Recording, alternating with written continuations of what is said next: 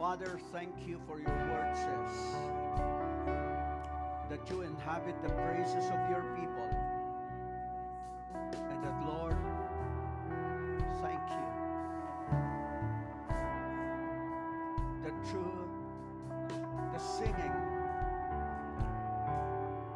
through tambourines, through dances, through instruments of worship,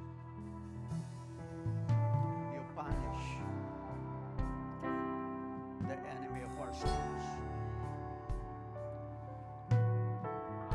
So that even as we come unto you, we thank you for your Holy Spirit, and we ask, continue to speak unto us, continue to open the eyes of our understanding. And Lord, na anuman ang pangangailangan na meron ang bawat anak ninyo, kayo nga po ang siyang patuloy na kumatagpo. Yamang kayo ang aming Ama. Ama na may malasakit. Ama na merong pagkalinga at merong pakialam sa buhay ng bawat anak niyo. So we continue to welcome your presence. We continue to thank you for your forgiveness upon our lives. We thank you for your provision. We thank you for your healing. We thank you for your miracles upon our lives. So that, Lord, I ask, open the eyes of our understanding. And that, Lord, strengthen your people and allow your people to hear your word. What you are saying unto us as a person, as your children, and as a church. So we just say to you alone be the honor and glory, and we welcome you. In Jesus' name. In Jesus' name. Hallelujah. Come on, give a praise unto the Lord. Hallelujah. And before you're seated, kindly welcome one another with the love of God. Good day, Faith Life family. Thank you, worship team.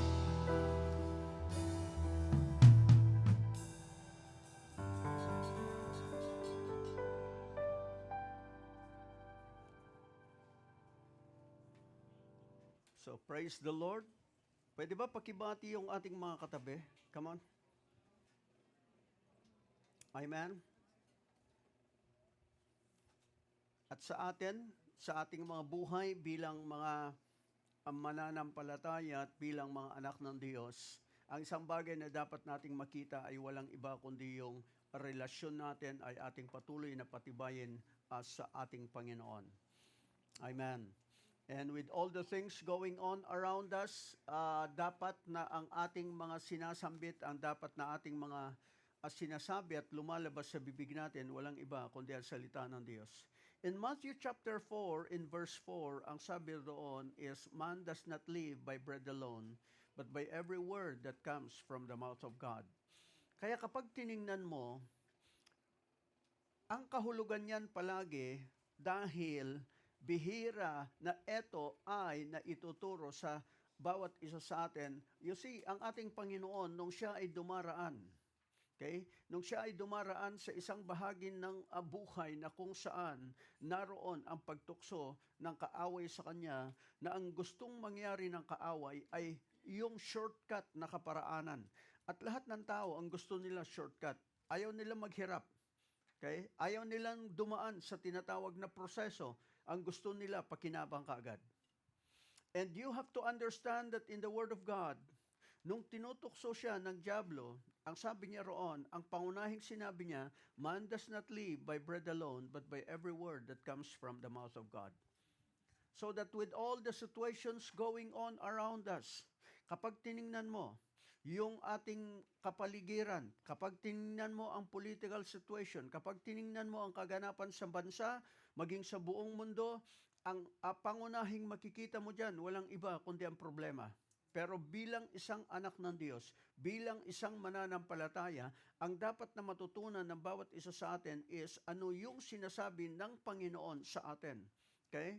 So, because you have to understand that as part of the church, God is speaking unto us at ang magiging susi mo para maranasan ang bawat himala ng Diyos sa buhay mo ay walang iba kapag naririnig mo ang kanyang pangungusap kung saan ang binibigyan kanya ng tinatawag natin na instruction. Because most people, the problem today is meron tayong panahon sa ating mga Facebook, may panahon tayo na magbasa ng mga reels ng iba, pero yung reels ng kalangitan, ano ang sinasabi sa atin?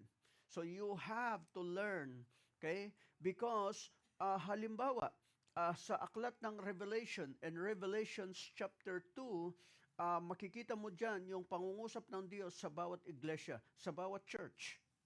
So I would say, for example, sa atin bilang Faith Life family, what is God saying unto us?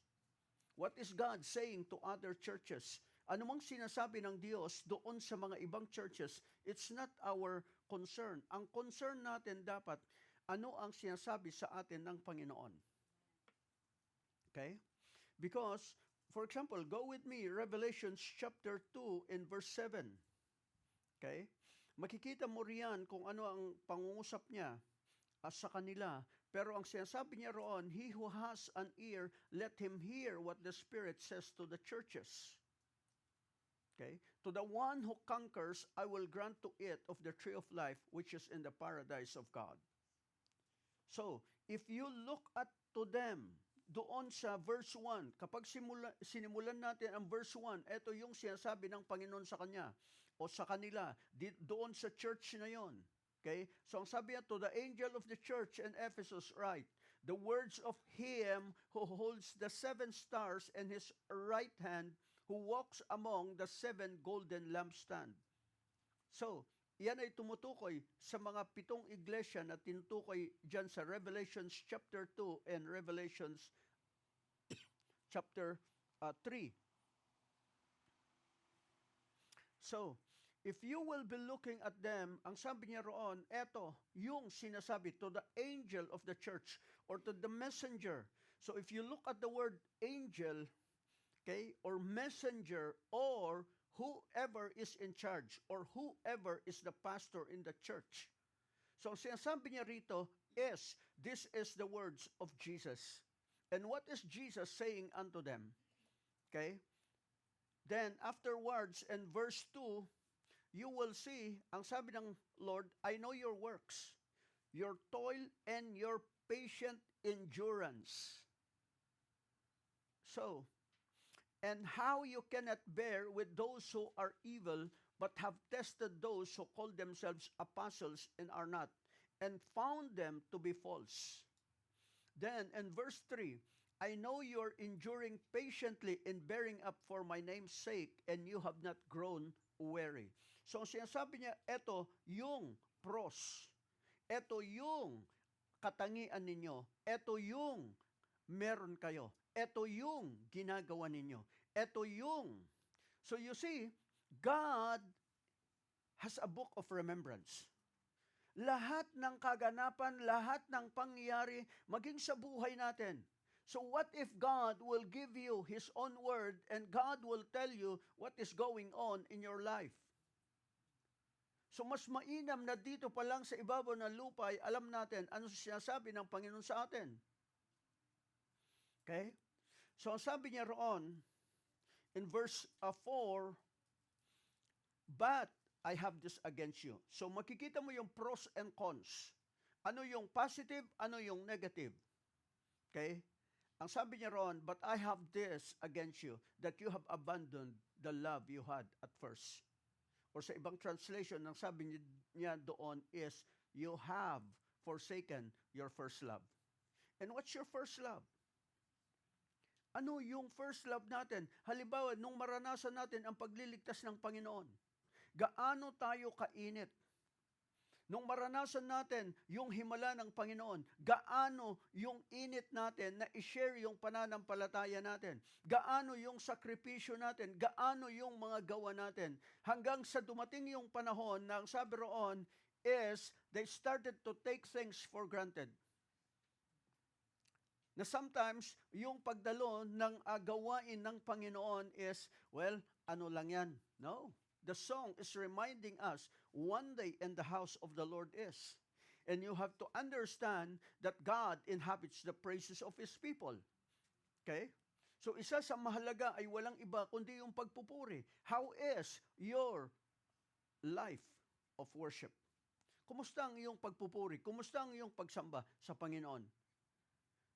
Kung sa karaoke nga o kaya video okay bumibirit yung marami sa atin Pero bakit sa pagsamba sa Panginoon pigil na pigil tayo? O yung pag-awit sa Panginoon. You see, the thing is, God inhabits the praise of His people. So ang sabi niya rito, eto yung ginagawa mo dati. Kaya nung makakilala tayo sa Panginoon, ano yung madalas na ginagawa natin? Okay? And afterwards, in verse 5, ang sabi niya ron, remember therefore from where you have fallen. Saan ka bumagsak? Saang bahagi ng buhay mo, actually hindi ho yung pagkakasalang tinutukoy niya dyan Ang tinutukoy niya doon is, doon sa kalagitnaan ng iyong buhay, ano ang nangyari? Doon sa takbuhin mo, the race that you are running, ang sabi niya ron, who cut you in? Sino ang naging sanhi? O ano ang iyong ginawa?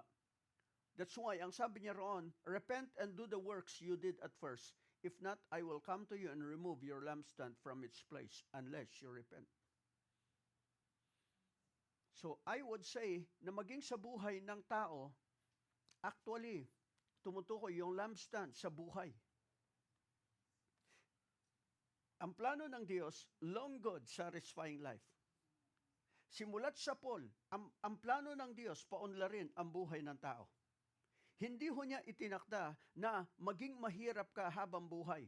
No, kung mahirap kang nakakilala sa Panginoon, ang layunin niya ay baguhin ang buhay mo at ipakita ang kanyang biyaya, and afterwards, you will become a blessing to others. Okay? Verse 6. Then, ang sabi niya sa verse 6, yet this you have. So makita mo, sasabihin ng Panginoon ano yung maganda, ano yung mabuti sa buhay o ano yung katangian na maganda at appreciate ng Panginoon. Afterwards nun, sasawayin niya o kaya itutuwid niya ang isang mali sa buhay ng isang tao. Pero pagkatapos nun, pupurihin niya uli. At ang sasabihin niya, eto yung meron ka. Okay? Yet this you have, you hate the works of the Nicolaitans, which I also hate. And afterwards, ang sabi niya ron, he who has an ear, let him hear what the Spirit says to the churches. Ano siya sabi ng Diyos sa mga iglesia? That's why I would always tell our pastors, you have to learn to look at what is God saying unto you. Halimbawa, sa atin dito sa Maine, ano siya sabi ng Panginoon sa atin? What is God saying unto us? Then I would challenge them, I would say to our other churches, ang sabi ko, to Santa Rosa, ano ang sinasabi sa inyo ng Panginoon? Sa inyo, Christianville, ano ang sinasabi? Sa inyo, sa Tabon 3, sa inyo, sa South, sa inyo, sa Mainit. What is God saying unto you? Ano yung pros and cons? Ano yung positive? Ano yung negative? Ano yung meron ang bawat isa? And are you hearing what the Spirit of God is saying? So the same thing sa atin, okay? Kasi, at dapat na makita natin sa ating kapanahunan ngayon at tayo ay dumaraan sa isang uri ng problema. Sa isang panahon na kung saan makikita mo riyan kung gaano yung pagbabago ng panahon. That's why in the past I've been telling you na hindi ho, ang mundo ho ay hindi paganda ng paganda. Papunta siya sa pagiging masahol. Padilim ng padilim ang mundo. Pero, hindi nangangahulugan na kasama ka doon sa dilim. Dahil ang mga mananampalataya, ang mga anak ng Diyos, itinakda niya na paganda ng paganda, dapat ang kanilang mga katayuan, ang kanilang mga katangian. But the problem is, nobody is seeking the Lord. Nobody is seeking what God is saying unto them. Na minsan yung buhay natin bilang mananampalataya ay para lang din mga religious people. So, we should not remain as religious people. We should be seeking the Lord and we should be asking, Lord, ano siya sabi mo sa aming kapanahonan? Lord, sabi ng iyong salita, you will bless my going out, you will bless my coming in. Lord, ang sabi mo, babantayan mo ako. Lord, you will watch my going out, you will watch my coming in. You will not sleep, you will not slumber, but you will be watching over me. Or yung tayo ba, yung ating mga pangungusap ay naging katulad na ng mundo na kung saan nakatingin na tayo doon sa kung ano ang kaganapan sa mundong ito, ang tinitingnan natin doon yung kawalan ng pag-asa at yung bukang bibig ng karamihan, o bakit ganito, bakit ganon? O bakit itong mga pangyaring to? Or are you preparing yourself and saying, Lord, ihanda mo ako na maging ready ako? Because you have to understand, napakaraming beses na kung saan sa salita ng Panginoon, ang sinasabi niya roon is the wealth of the wicked shall be laid up for the just. Okay? So you can read it in the book of Job, you can read it in the book of Proverbs, you can read it in Ecclesiastes, you can see it in Exodus. Okay? So maraming bahagi ng salita ng Diyos na kung saan ang itinakda ng Panginoon ay hindi yung papunta ka sa kahirapan o lalo ka maghihirap, kundi kung matututo ka na alamin kung ano ang instruction sa iyo ng Panginoon, then you are. Yung sinasabi, the best is yet to come. Or ibig sabihin, kasi madalas ang sinasabi, buti pa nung araw, kami ganito, kami ganon. Buti pa nung araw. So, madalas, kapag sinasabi ng tatay ko noon, buti pa nung araw. Kahit siguro Sister Ceci, tanong niyo, kung ilang taon na siya, tapos, ayan, sina Kuya Hermie, pag tinanong mo yan, nung araw, maririnig mo yung sasabihin nila, nung araw. Di ba? Nung araw. Nung araw, naglalakad tayo eh. Tingnan mo katabi mo. Ha?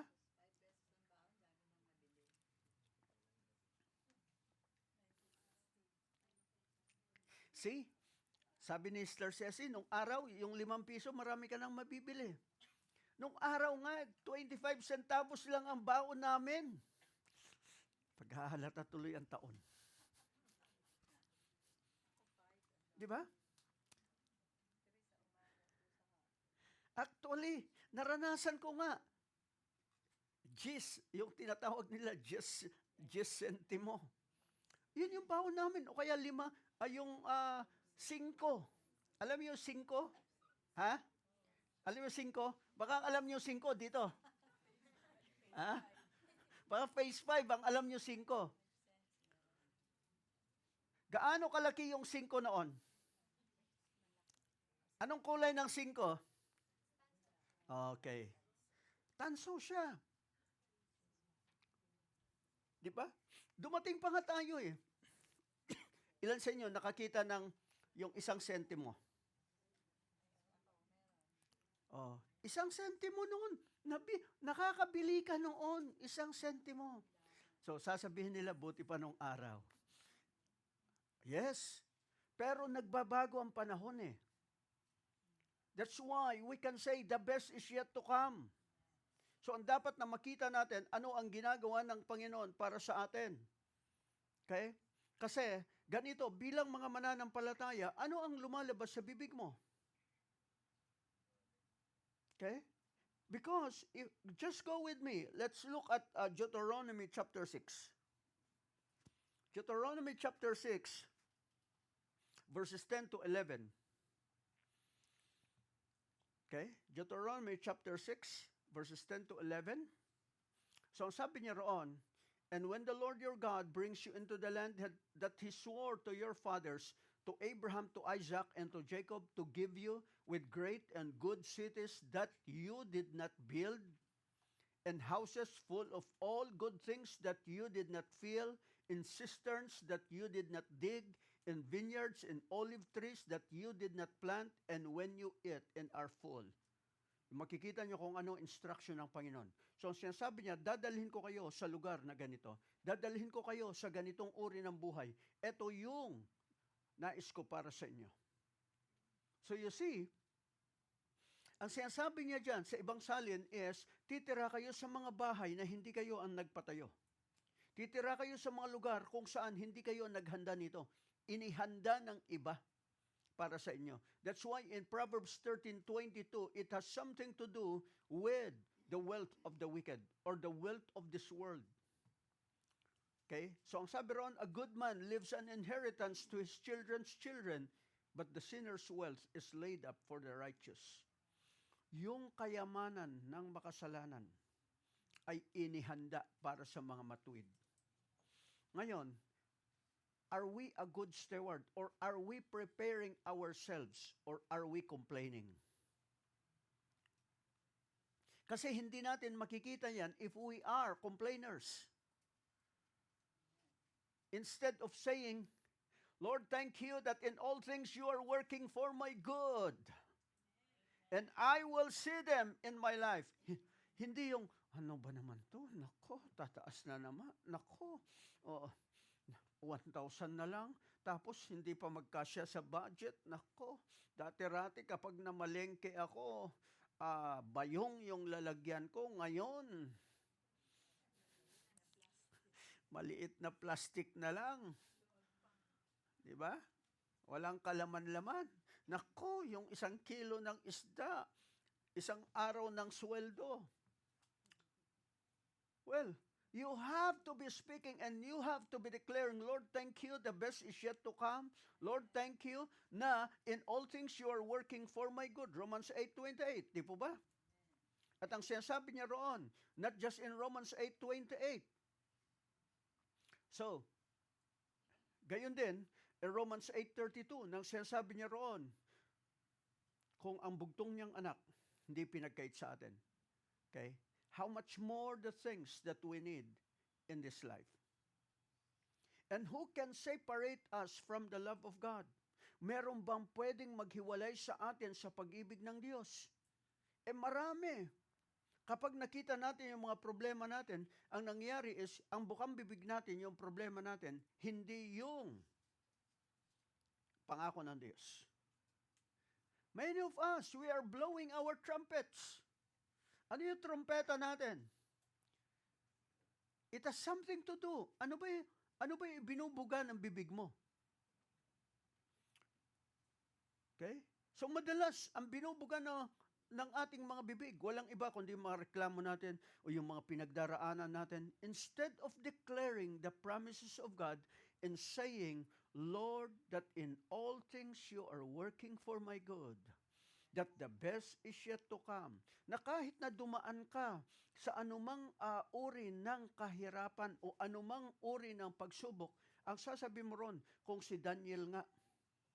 Si Daniel, itinapon sa kulungan ng mga leon. Pero ang inaasahan, kakainin siya ng mga leon. Pero hindi siya naging pagkain ng kanyang problema.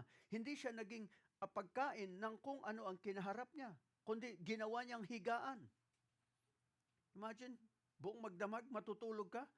Ang iyong unan, walang iba kundi yung leeg ng mga leon. Pero pagdating doon sa mga kaaway niya o doon sa mga gustong ibagsak ang buhay niya, ano ang nangyari sa kanila nung sila yung itapon sa kulungan ng mga leon? So you have to know your position in Christ. Kaya kung binabalikan natin yung aklat ng Deuteronomy, ang sinasabi roon, eto yung ipinangako kay Abraham. At sasabihin ng iba, yun ay sa Old Testament, yun ay sa mga tao ng Israel, hindi tayo kasama. Well, the thing is, go with me. Galatians chapter 3, verse 13. Galatians 3:13, ang sabi roon, that you need to be declaring and we need to be declaring na si Jesus naging sumpa para bilhin tayo sa lahat ng uri ng sumpa. So Christ has redeemed us from the curse of the law, having become a curse for us, for it is written, curses everyone who hangs on a tree. Show me the NLT. So ang sabi niya roon, ito yung ginawa ng Panginoon. Ito yung nangyari sa krus ng Kalbaryo. Okay, so ang sabi niya roon, but Christ has rescued us from the curse of the law or from the curse pronounced by the law? When he was hung on the cross, he took upon himself the curse for our wrongdoing, for it is written in the scriptures, curses everyone who is hung on a tree. Ang ipinapako lamang sa cross ay ang mga taong kriminal, ang mga taong sinumpa. So kinuha niya yung sumpa para sa atin at siya yung napako sa krus ng Kalbaryo. Now which is, you should be thankful and you should be saying, Lord, thank you. Dahil sa krus ng Kalbaryo, lahat ng uri ng sumpa sa buhay ko, lahat ng sumpa na naroon sa mga ninuno ko na nanalaytay sa lahi namin, Lord, salamat dahil tinapos na ni Kristo yon. Kaya kapag nakikita mo sa buhay mo, nagmamanifest pati sa mga anak mo, salamat Panginoon dahil tinapos mo na ang sumpang yon at iyan ay walang karapatan sa buhay ng aking mga anak. Walang karapatan sa buhay namin. Squatter yan. Kailangan kong palayasin yan. Meron akong titulo. Ano ang titulo mo? It's your faith. Okay? So, ano ang... Kasi, if you look at Hebrews chapter 11 and verse 1, okay, in the Amplified Classic, ang sabi niya roon, Amplified Classic, so ang sinasabi niya roon, now faith is the assurance, the confirmation, the title deed. Confirmation, title deed. So ano ang meron ka? Pananampalataya. Pananampalataya saan? Doon sa negative na pangyayari o pananampalataya doon sa ginawa ni Kristo? Kaya kung babalikan natin, Galatians 3:13, you can show me the NLT. So ang sabi niya roon, eto, naging sumpa siya. Para ano? At bakit tayo tinubos ng Panginoon? Galatians 3:14. Ang sabi niya roon is upang yung ipinangakong pagpapala kay Abraham ay mapasa atin. So through Christ Jesus, God has blessed the Gentiles with the same blessing He promised to Abraham. So, parehas na pangako na ibinigay kay Abraham, hindi lamang nananatili para kay Abraham, eto ngayon ay para sa atin. Now, in verse 29, eto sinasabi, dahil ang sabi ng iba, hindi naman kami kabilang dyan. Well, in verse 29, it speaks about if you belong to Christ. Okay? And now that you belong to Christ, you are the true children of Abraham. You are his heirs, and God's promise to Abraham belongs to you. So, ano ang pangako ng Diyos kay Abraham? Hindi lang to para kay Abraham. Ito ay para sa iyo. But what is coming out of your mouth? Because what you believe will be coming out of you. Yung iniimbak mo sa puso mo, iyon ang lalabas. Out of the abundance of the heart, the mouth speaks. So if you are speaking all the negative situations, then ang itinatanim mong binhi, walang iba kundi yung mga negative situations at ang dinidiligan mo sa araw-araw na yung pangungusap ay yung problema mo o yung itinatanim mo. So you need to be speaking the word of God. You need to be speaking the promises of God. Amen. You need to be speaking Jeremiah 29:11. Yung sinasabi roon na, for I know the plans I have for you, plans to prosper you and not to harm you, plans to give you hope and to give you a future. So that is what the Lord is saying unto you. For I know the plans I have for you, says the Lord. They are plans for good. Lord, thank you. Maaring negative ang situation na to, but your plan for me is for good. It's not for disaster. To give me a future, to give me a hope. And I receive it, I claim it in Jesus' name.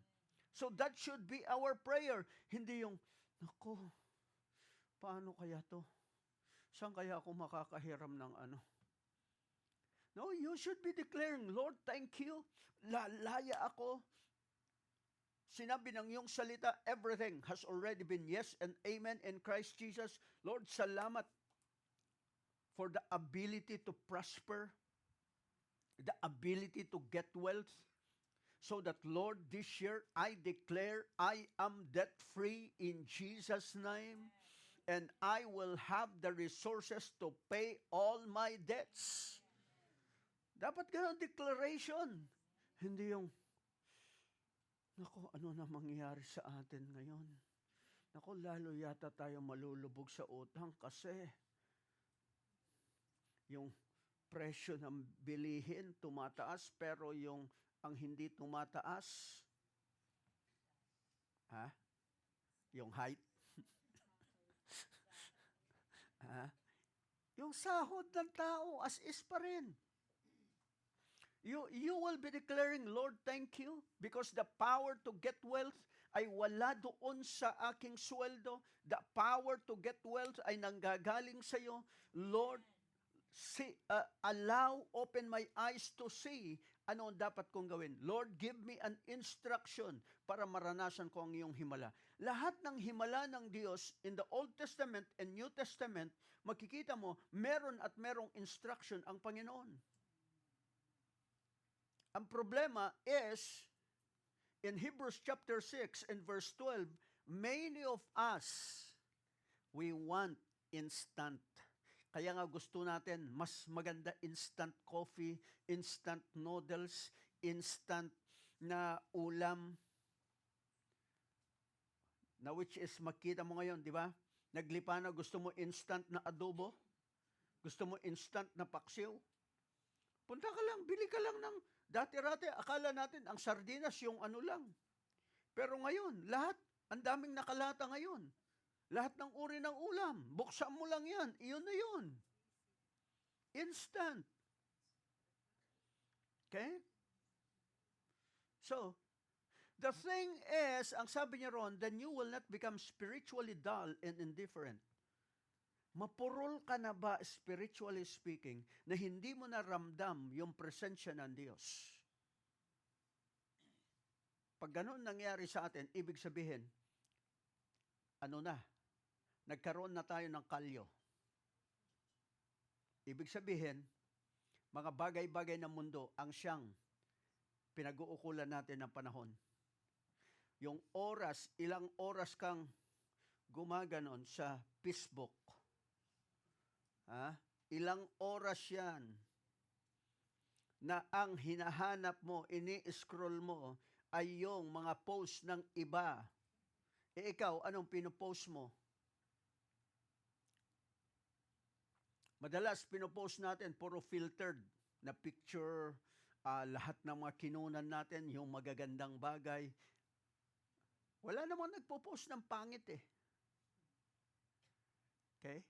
But the thing is, sa buhay natin, so ang sabi ron, have we come indifferent? Well, lahat naman ng tao, yan din ang No, you need to become different.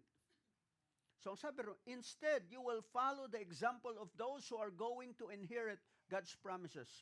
How do you inherit the promises of God? So because of their faith and endurance. Marami sa atin walang endurance. Ano yung endurance? Show me the NIV. So ang sabi roon, na which is, wala ang karamihan. Okay? Kaya nagiging mga pasyente.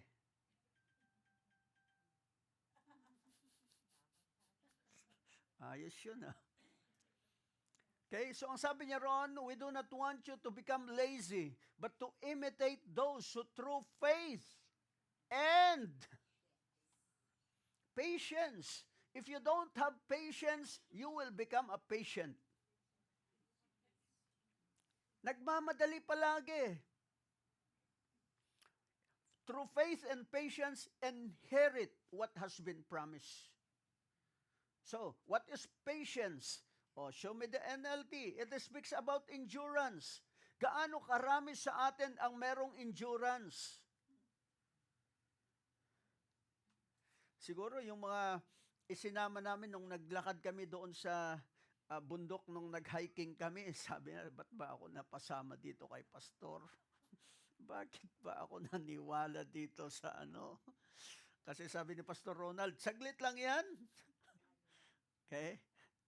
Sabi ng mga kasama nako, hindi na ako maniniwala sa susunod kay pastor. Akala ko 30 minutes lang, yung pala 3 oras.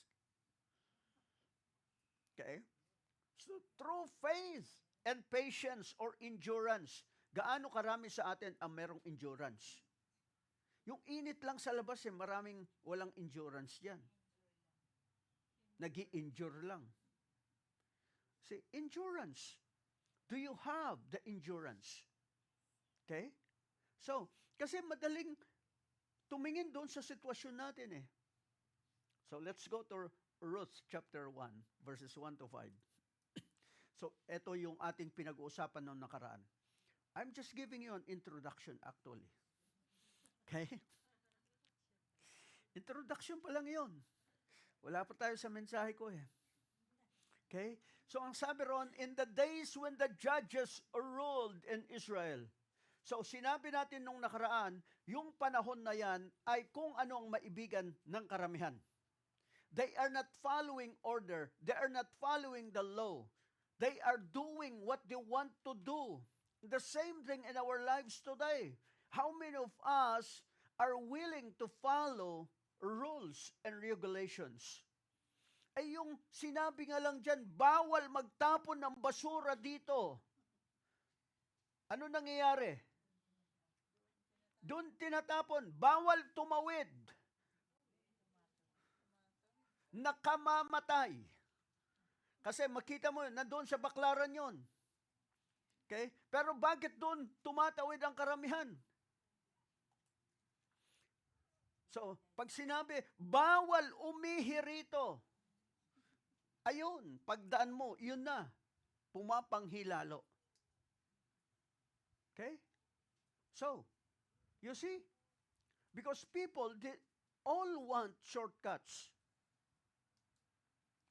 Kapag ang sitwasyon, kapag ang problema, yun ang nanguna. That's a big problem. So, sabi ron, when the judges ruled, okay?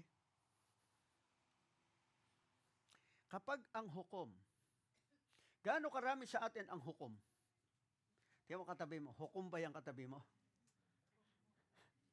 Hindi abogado. Ha? Ang abogado, it's either tagapagtanggol yan o taga-usig. Ha? Piskal yan or... Okay? So ang sabi ron, a severe famine came upon the land. So a man from Bethlehem in Judah left his home and went to live in the country of Moab, taking his wife and 2 sons with him. The man's name was Elimelech, and his wife was Naomi. Their 2 sons were Mahlon and Chilion. They were Ephrathites from Bethlehem in the land of Judah. And when they reached Moab, they settled there. Then Elimelech died, and Naomi was left with her 2 sons. The 2 sons married Moabite women. One married a woman named Orpah, and the other a woman named Ruth. But about 10 years later, both Mahlon and Chilion died. This left Naomi alone without her 2 sons or her husband. Okay? So going back to verse 1, kapag tiningnan ho natin, kapag ang ating mga priority ay binabago ng ating sitwasyon, okay? Kapag yung prioridad mo sa buhay, binago ng sitwasyon, well, actually, those are distractions. Are you being distracted by what's going on, or are you listening to what the Spirit of God is saying? Okay? So ang sabi ron, so a man from Bethlehem. So Bethlehem, tahanan ng tinapay, the house of bread. Okay? So makikita ho natin na eto, naroon sila sa isang lugar na kung saan pansamantala ay dumaraan ng problema, pero eto ay isang pinagpalang lugar. So ang sabi roon, Bethlehem and Judah. Pero ano ang nangyari? Judah means praise. Pero instead of praising the Lord, ano ang nangyari sa kanila? They started to give way to their problems, to their situations. Kaya makikita mo, ganun din sa karamihan. Kapag tayo dumaraan sa iba't ibang uri ng pagsubok, instead na ang pinupuri natin ay ang Panginoon, ang nangyayari, ang pinupuri natin yung sitwasyon natin. So, at ang sabi roon, iniwan niya ang Judah. So, you have to understand ano yung meron ka, ano yung inheritance mo, ano yung binayaran ni Kristo Jesus sa krus ng Kalbaryo na siyang dapat bukang bibig natin at siyang dapat na pinupuri natin o inaawit natin sa ating mga buhay. So we need to be singing what the Lord has done. We need to be singing that the Lord is our shepherd. We need to be declaring that the Lord is our shepherd. Rather than ang ating bukang bibig ay yung sitwasyon natin o ang problema natin. Or kung ano yung wala tayo. Okay? So, that's why, ang sabi roon, ano yung meron sila? Ano yung inheritance ba nila? Okay? Because in verse 2, you will see ano yung description sa kanila. Dinidescribe sila as Ephratites. And Ephratite means they have in their life, positionally speaking, double portion ng pagpapala. They are conquerors. They are overcomers. Iyan ang lahi ni Ephraim. Okay? Doble ang pagpapala na sinalita sa kanila doon sa ninuno nila. So iyon ang inheritance nila. Pero ano ang nangyari? They have the double portion of blessing. Pero nung dumaan ang problema, ano ang nangyari? Tinalo sila ng problema. Tinalo yung pangako. It's either you hold on to the promises of God and you need to be declaring the promises of God kahit na wala kang makita. Okay? So, there are lots of times na maraming nagtatanong sa akin, ang sabi nila, Pastor, siguro yung mga members nyo, yayaman. No? Kaya sabi ko, Amen? Pero hindi nila alam kung paano nung simula naglalakad lang at nagsa-sidecar. Na kahit na walang pera, instead na sabihin na wala kaming pera, ang declaration is, My God shall supply all my needs according to His riches and glory by Christ Jesus. Na kahit na yung dati, yung sa church noon sa Manukan, kung makikita nyo na kumbaga kapag dumarating yung bagyo, kailangan may tali, may hawak na tali ang bawat isa't tatalian namin yung trusses at sasabihin namin, Lord, kapag inilipad to, isama nyo na buong buo yung church, ilapag nyo sa bakanting lote. Yan siya sabi namin. Okay? So, during prayer time, we will be declaring, hindi yung, ano ba naman to, kawawa naman kami, ganito ba talaga ang buhay? We started to pray and we started to say, building come. Aircon come. So after a year, merong pumunta sa atin. Yung nagmamay-ari ng building na to, pinuntahan tayo at ang sabi roon, kinausap siya ng Diyos na magtayo ng 3 palapag na building at ang sabi roon ay hanapin mo si Pastor William. So, kaya yung unang tanong niya sa akin, ikaw ba si Pastor William? So, sinunggaban ba kaagad natin ang sitwasyon? Hindi ho. Tinanong natin ang Panginoon, Lord, lilipat ba kami? Dahil ang iniisip ko noon, pang sidecar nga lang hirap na yung mga tao dito noon. Magkano lang ang bayad noon sa sidecar? Piso. Ang hirap kaya noon. Pero yung hirap ba ang aming tiningnan? Yung hirap ba ang naging bukang bibig namin? No. We keep on declaring, My God shall supply all my needs. At kahit na naglalakad, dahil wala ngang pamasahe, Lord, thank you for blessing my going out and my coming in.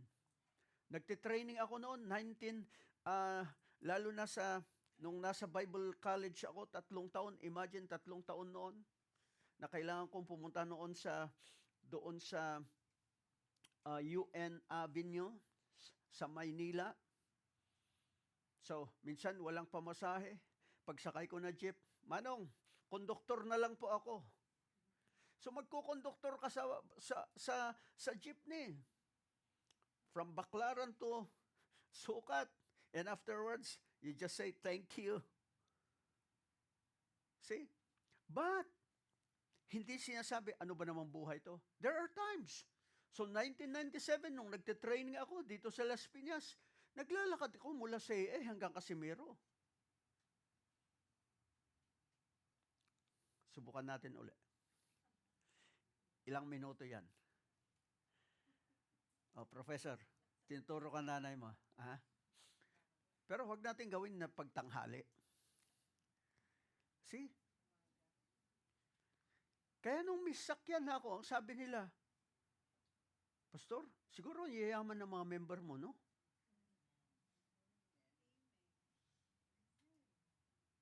At kapag dito nga, pag may umaakyat, ay, mga mayayaman lang umaakyat yan eh. Sabi ko, Amen. So, how do you look at yourself? Are you looking at your situation or are you looking at the promises of God? Okay?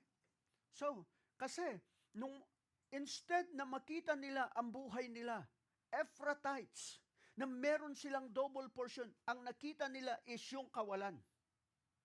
So sa buhay natin, ano ang nakikita mo?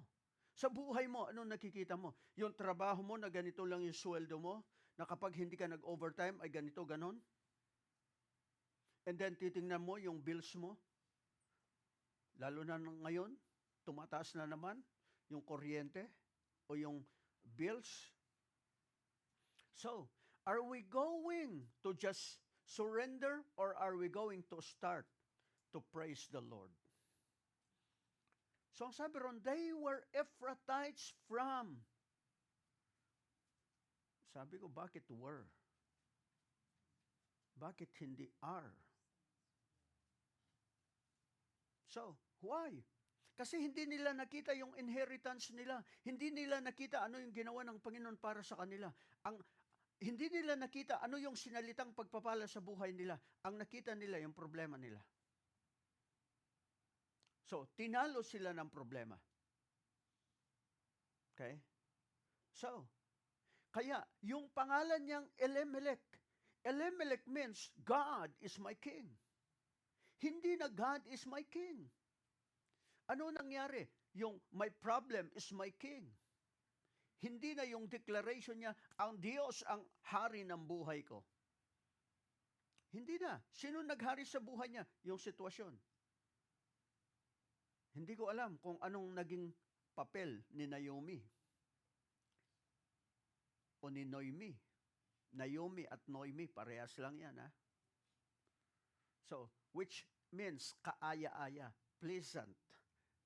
Iyon ang ibig sabihin ng pangalang Naomi. Kaaya-aya siya, good. Pero ano ang sinabi ni Naomi kapag binasa mo yung buong aklat ni Ruth? Nung siya ay bumalik na sa Jerusalem, sa Bethlehem, ang sabi niya, wag niyo akong tawaging Naomi, tawagin niyo akong Mara. Kaya nauso yung palabas na Mara Clara.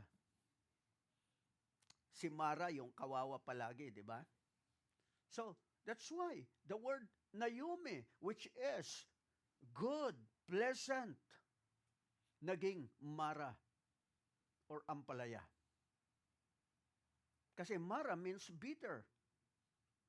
So, naging bitter siya. Instead of becoming better. Tingnan mo nga yung katabi mo, bitter o better?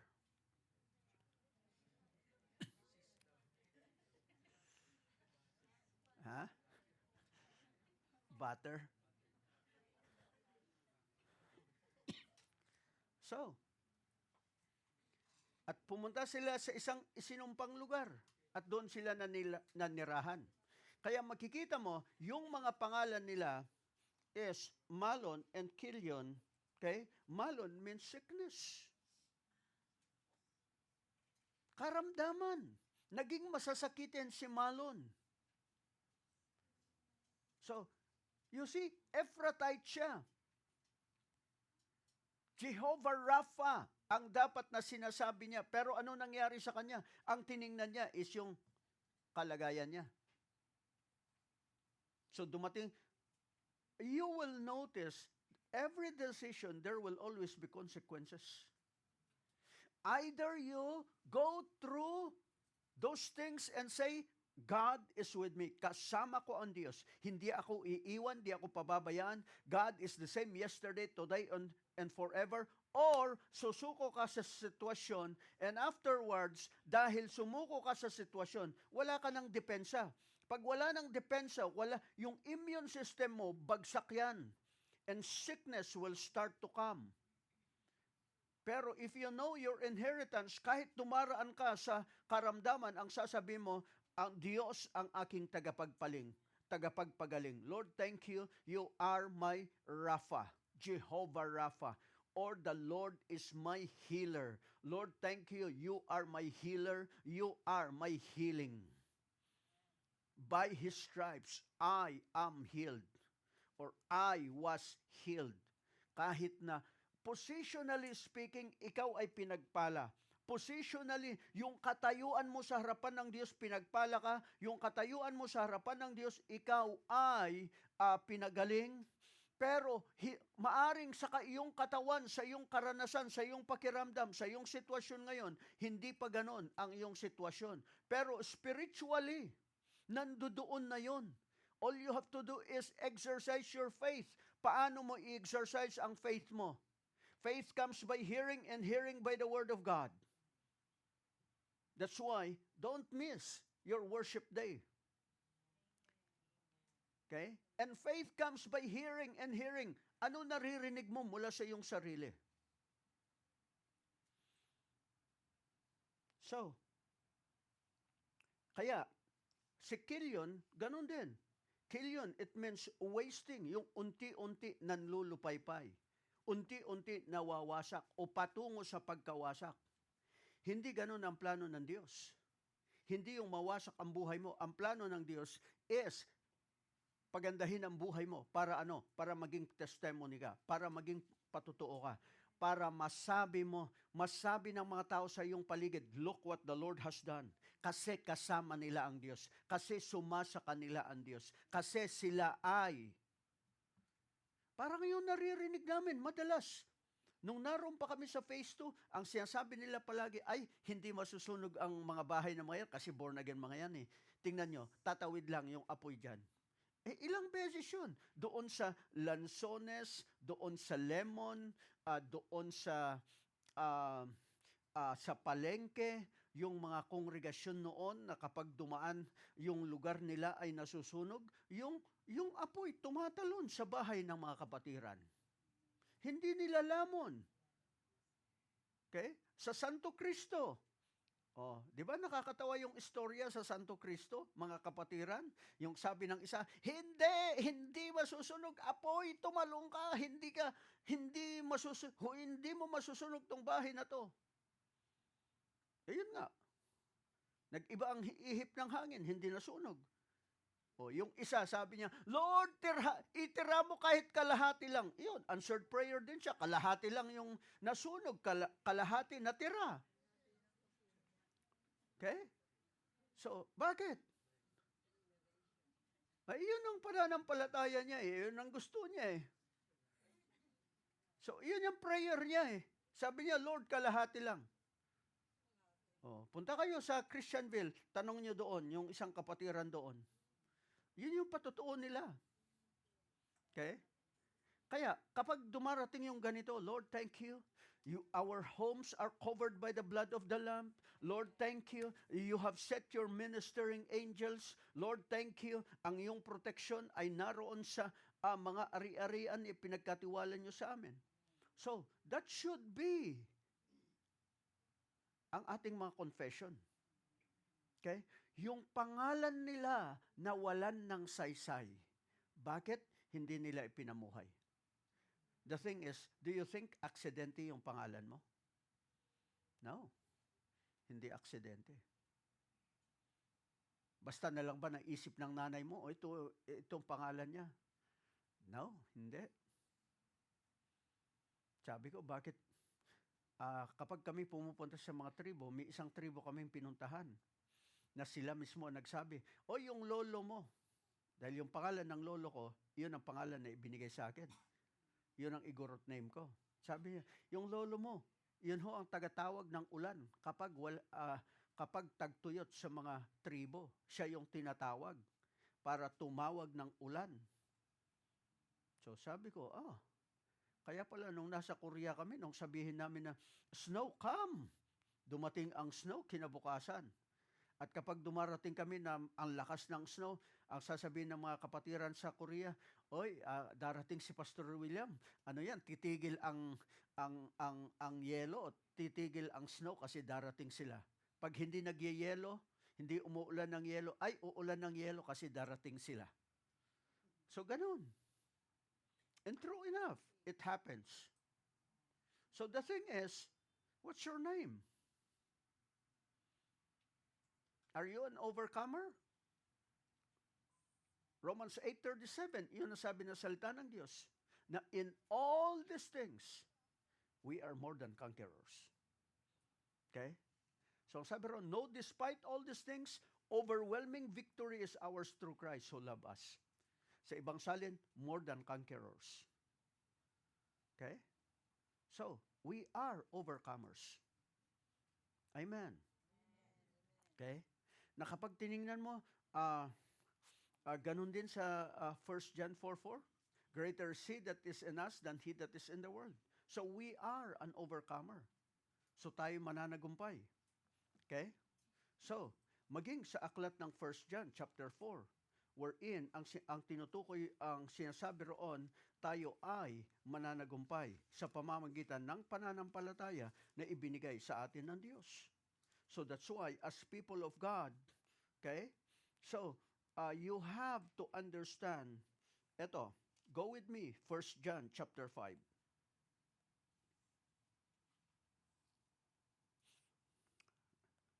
Verse 4.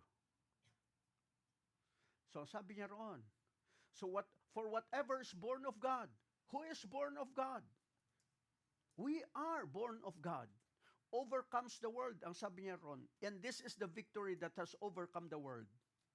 Ano nagtagumpay sa mundo? Our faith. So how is your faith?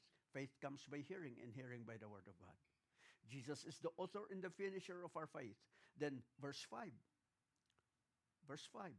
Who is he who overcomes the world? The one who believes that Jesus is the Son of God. Balik sa verse 4. Can you show me the NLT? So ang sabi niya roon, okay? For every child of God defeats this evil world, and we achieve this victory through our faith. Paano tayo nagtatagumpay? Pananampalataya. Kumusta pananampalataya mo? Pananampalataya o kawalan ng pananampalataya? Faith or unbelief or fear? Verse 5. And who can win this battle against the world? Only those who believe that Jesus is the Son of God. Sinong pwede magtagumpay sa mundong to? Amen? Amen. And because He lives, I can face tomorrow. Bakit? Well, greater is He that is in me than he that is in the world, and I am an overcomer. I am victorious. So, what are you saying to your life? Talunan o ikaw ay mananagumpay? Na kahit umiiyak, Lord. So wala yon sa pag-iyak. Nandoon, ano yung bibigkasin mo? Ano yung pananampalataya mo? Father, we thank you. And truly, Lord, we come before your presence and we just say, patuloy nga po na mangusap kayo sa bawat isa. Patuloy na kayo ang siyang manguna. Patuloy na turuan ang bawat isa sa amin. And so that truly, Father, we can declare what you have done and we can say, have your way in our lives. Maraming salamat. Yung pagpalain at patuloy na katagpuin at abutin ang bawat isa. In Jesus' name. Amen. Amen. Amen. Come on, give a praise unto the Lord.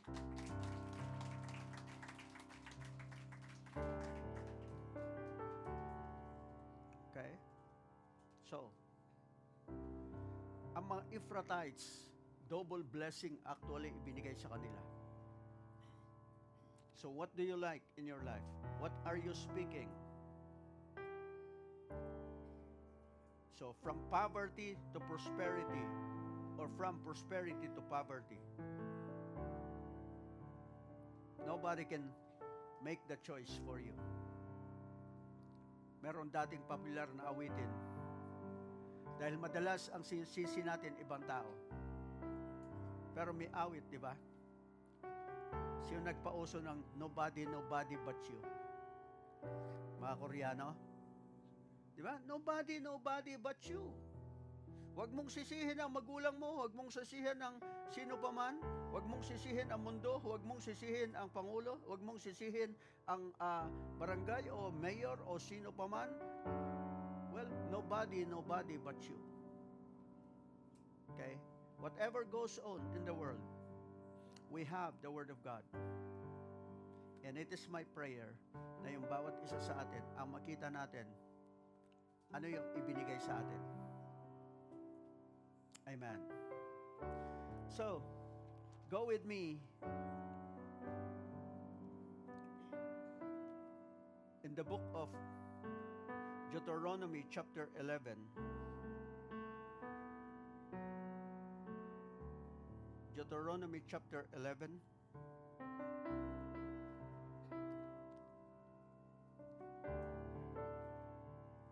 So, it has something to do in the Word of God.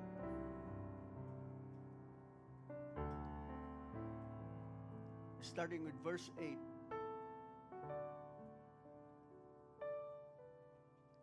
Deuteronomy chapter 11 in verse 8.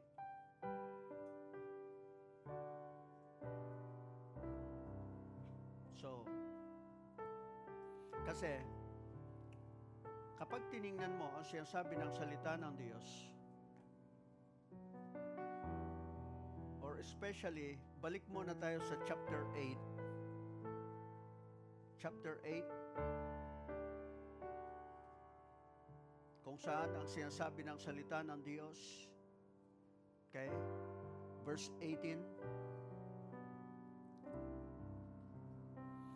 Ang sabi niya roon, remember the Lord your God, He is the one who gives you power to be successful in order to fulfill the covenant He confirmed to your ancestors with an oath. Or sa ibang salin, ang sinasabi niya, it is God who gives you the power to get wealth. O para ikaw ay umunlad, ang Diyos ang siyang nagbibigay ng kakayahan.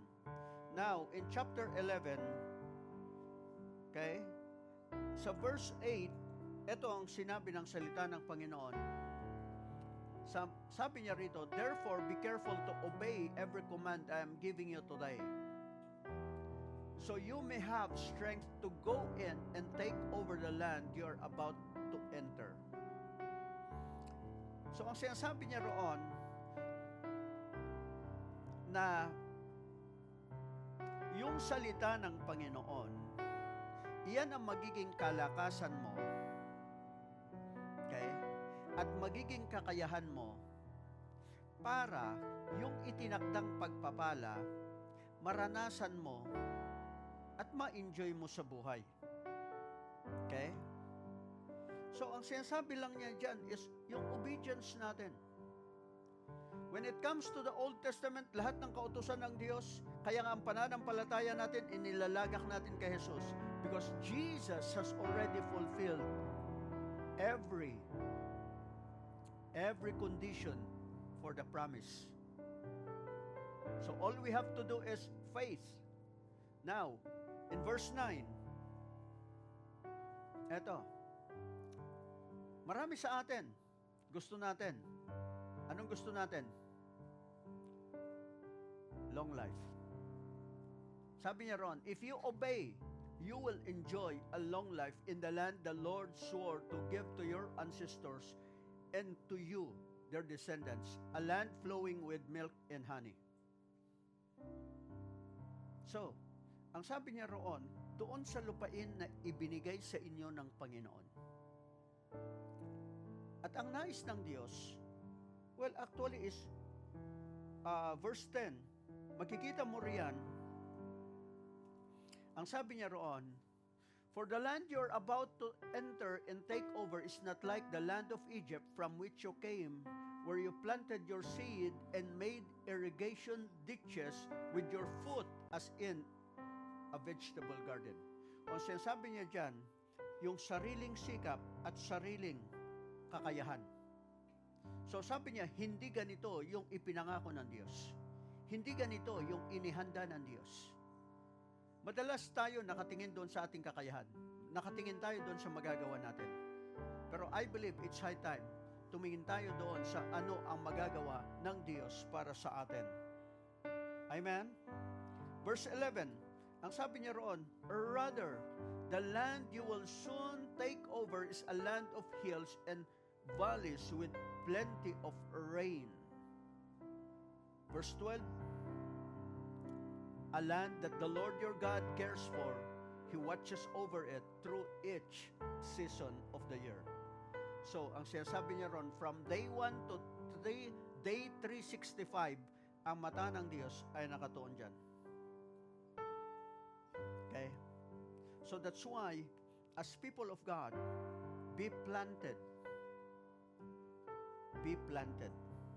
in the house of God.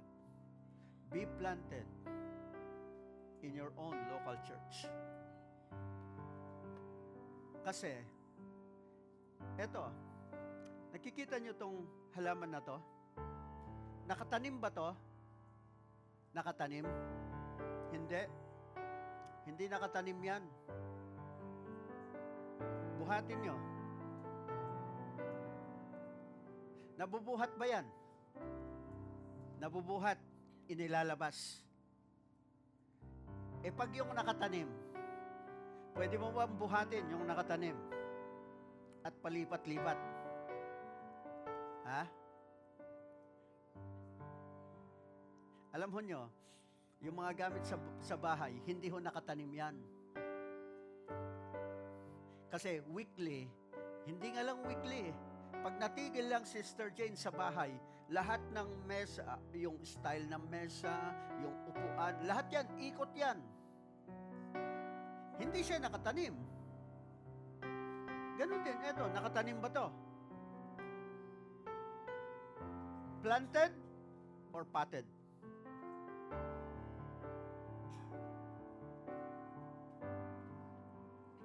Be planted in the house of God. And you will see fruitfulness. Amen? Amen. So, as we bring our tithes and offerings today, ang sabi roon, we have an open heaven. Bukas ang kalangitan. Nagsasara lang yan, hindi dahil sa isinasara ng Diyos, bukas lang yan eh. Ang nagsasara tayo. Bukas yan. Halimbawa, bukas ang Bethlehem. Pero dahil sa pangyayari, ang akala ni Elimelech at ng pamilya niya o ni Elimelech, nagsara. Hindi niya alam, panandalian lang yon. Or because of their disobedience. And afterwards, pumunta siya doon. Pero, nananatili. Pag lumipat ka, yung lugar lang yon. Bukas pa rin to. Hindi nagsasara. Yung pinuntahan niya, yun ang sarado. Na akala niya bukas. Okay? Kaya makikita mo, paano sila manging ibang bansa, titira sa ibang bansa. Mayaman ho sila. Saan nakatingin si Elimelech? Doon sa kayamanan niya. Hindi nakatingin doon sa Diyos na nagbigay ng kayamanan. So our eyes should always be on the Lord who gives us the power to get wealth. Amen? So can we all rise up? Hallelujah. And I want to challenge you, people of God, because I believe we are coming to a place na isa sa ating naasain ay walang iba kundi yung mission. Madalas, hindi Hindi tayo nagiging bahagi ng ginagawa ng Diyos dahil nakatingin tayo sa sitwasyon natin. But I'm challenging you in the coming days. God willing, baka next Sunday makita ninyo. We want you to be part of what God will be doing. Or even in our missions. Kahit kailan, pinagkulang ang Diyos. Father, we thank you that truly you are the God who gives us the power to get wealth. And you are the God who has promised us the blessing that was given unto Abraham, na ngayon ay kabahagi kami dahil naroon kami kay Kristo. At dahil binayaran ni Jesus para sa amin sa krus ng Kalbaryo. Kaya masasabi namin, sumasa amin si Kristo at kami ay naging mga anak ng Diyos. Naging anak po ninyo kami. So our Father, we just want to honor you and we just want to say thank you so much for what you have done for us. Kaya sa mga sandaling ito, aking itinatalaga sa iyong makapangyarihan at mapagpalang kamay ang bawat anak ninyo. Yamang kayo lamang ang Diyos na siyang may kontrol ng lahat ng bagay. Na kahit ano pa man ang pangyayari sa mundong ito, hindi kami matatalo, kundi we will overcome because we believe greater is He that is in us than he that is in the world. And that, Lord, you have given us the power to get wealth. And we are the righteous because of what the blood has done for us. And so that, Lord, help us, give us instruction to prepare ourselves to receive the wealth of the wicked. And so that we can use it for the kingdom of God. So we thank you and we honor you today. At aking sinasalita ang iyong pangako, ang iyong binitawan ng sinabi ng iyong lingkod, my God shall supply all your needs according to His riches and glory by Christ Jesus. And that, Lord, makita ng bawat isa ang 30-fold, 60-fold, o 100-fold na ani sa lalong-lalo na sa ganitong kapanahonan. Maraming salamat na hindi niyo iiwan nor pababayaan ang bawat anak niyo. So we thank you for today in Jesus' name. Amen.